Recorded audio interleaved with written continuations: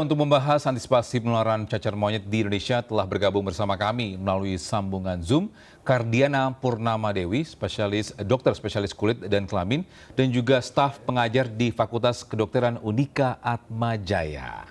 Halo, selamat pagi Dokter Kardiana, bagaimana kabarnya? Selamat pagi dokter. Halo, selamat pagi, kabar baik. Iya, dokter, kita nih setelah corona kemudian hepatitis akut, saat ini kita juga khawatir dengan adanya penularan cacar monyet dan sudah ada 100 kasus begitu ya di negara lain, walaupun di Indonesia belum terdeteksi. Lalu mungkin bisa dijelaskan seperti apa penyakit cacar monyet ini, dokter? Oke, jadi cacar monyet atau monkeypox bahasa Inggrisnya gitu ya. Jadi merupakan satu penyakit infeksi yang ditularkan oleh suatu virus, golongannya termasuk virus pox.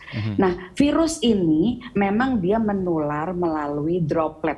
Droplet itu artinya adalah percikan gitu ya, percikan kayak kita batuk, bersin, dan juga bisa ditularkan melalui adanya kontak erat, melalui permukaan kulit yang lukanya ada luka atau luka terbuka, dan kemudian bisa juga lewat mukosa. Nah, jadi virus ini dulu memang seperti yang tadi disampaikan, pertama kali itu memang adanya di monyet, makanya dibilang cacar monyet gitu ya. Dan gejalanya mirip seperti cacar. Nah, dulunya sebenarnya lebih banyak di anak-anak. Nah, saat ini gejala yang muncul biasanya itu pertama, itu adalah ada gejala, kita bilangnya gejala fase awal prodromal, jadi badannya demam gitu ya, nggak enak badan, lemes, terus ada pembesaran kelenjar getah bening, terus kemudian juga nyeri-nyeri di badan gitu, seperti infeksi virus pada umumnya. Lalu biasanya setelah 1-3 hari fase awal tersebut, maka akan timbul keluhan di kulit. Mulai dari merah-merah, jadi merah-merah itu berkembang menjadi bintil-bintil. Dari merah-merah jadi bintil-bintil, kemudian bintilnya jadi berair. Nanti setelah udah berair baru dia pecah, jadi koreng. Jadi biasanya dia bertahap. Jadi, tapi memang umumnya satu badan itu gambarannya serupa. Sehingga kelihatannya bintil-bintil besar, nanti kalau sudah banyak itu bintil-bintil di permukaan kulit yang kelihatannya dindingnya kayak tebel, jadi melenting-melenting keras gitu ya, satu badan full gitu. Itu prosesnya berapa lama sampai memang tadi bintil-bintil tersebut bisa pecah kemudian koreng, dan mungkin penyembuhannya juga berapa lama? Betul, oke. Jadi yang tadi sudah saya sampaikan, di awal 1-3 hari itu gejala yang demam dan lain-lain. Lalu kemudian biasanya setelah itu mulai memasuki masa di mana keluar keluhan kulit, itu bisa berlangsung sampai 2 minggu. Secara total penyakit ini bisa berlangsung 2-4 minggu. Jadi artinya 2 minggu sampai 1 bulan, tapi rata-rata kurang lebih sekitar 3 minggu. Mulai dari muncul demam sampai muncul bintil-bintil merah di kulit dan kemudian menjadi koreng. Nah, itu biasanya sekitar 2-4 minggu. Adakah masa inkubasi mungkin sampai timbul gejala yang tadi sudah disebutkan? Berapa lama masa inkubasinya? Masa inkubasi cukup panjang nih, dari 5 sampai 21 hari sebenarnya. Jadi mulai dari 5 hari setelah kontak dengan penderita sampai kurang lebih 3 minggu. Lumayan panjang ya. Jadi artinya begitu ada keluhan maka kita harus melacak kontak dengan mungkin penderita atau orang yang sudah terkontaminasi juga dalam waktu 5 sampai 21 hari sebelumnya. Tapi walaupun di masa inkubasi itu, apakah cacar monyet ini bisa juga menularkan begitu kepada orang lain? Biasanya fase yang paling infeksius adalah fase yang sudah muncul lesi kulit.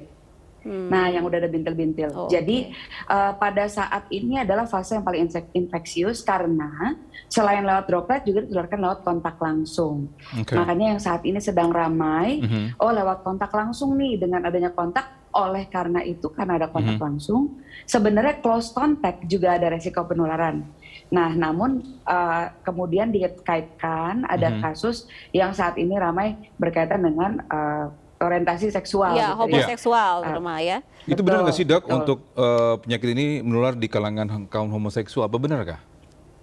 Nah, sebenarnya yang menjadi menarik kali ini adalah sebelumnya penyakit ini ditemukan di area Kongo dan Afrika. Nah, setelah itu endemi di area tersebut, tidak pernah menyebar keluar-luar.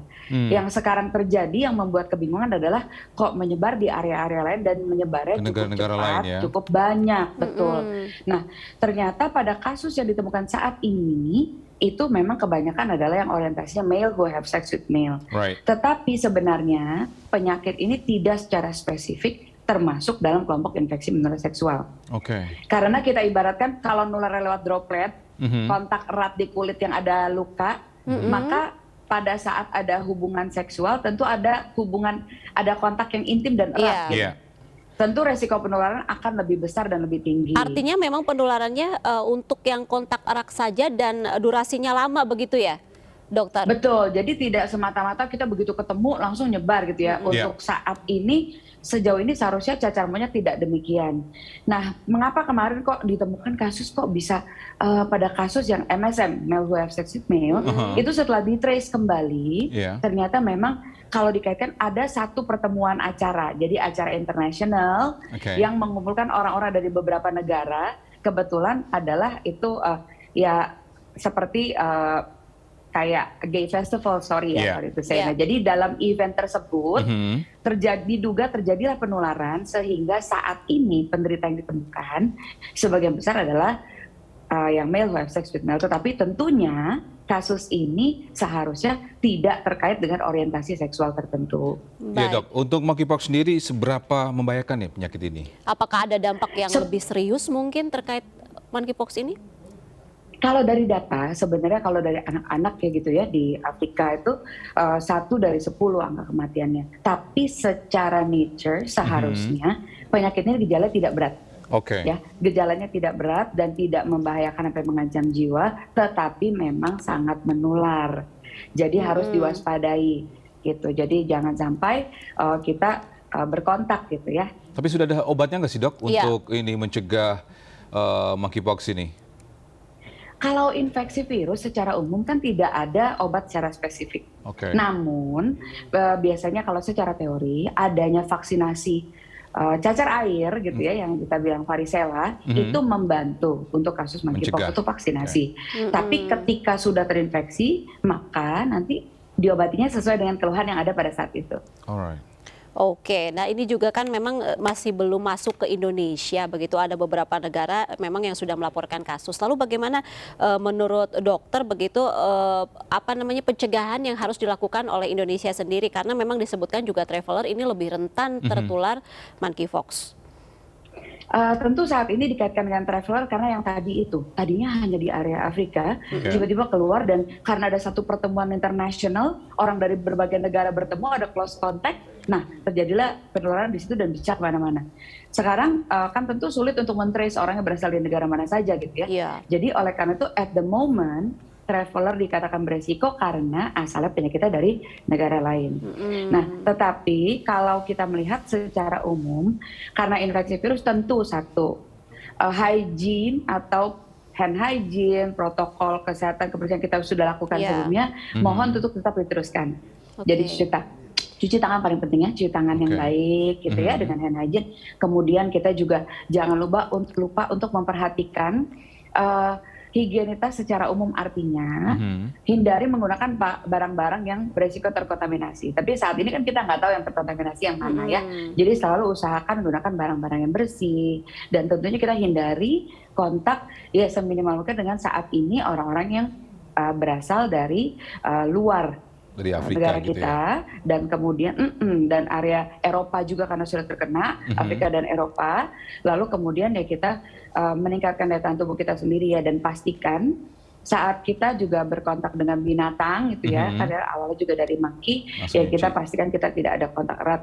Sebenarnya kalau dari binatang ke manusia sih, tapi agak lebih ekstrim cara penularan dengan gigitan harusnya. Jadi tidak seperti kita manusia ke manusia dengan close contact gitu. Jadi hand hygiene, prokes tetap dilakukan. Baik. Terima kasih dokter atas informasinya. Sangat ini banget ya, informatif sekali. Terima kasih. Selamat pagi dan selamat beraktivitas kembali. Thank you dokter. Terima kasih.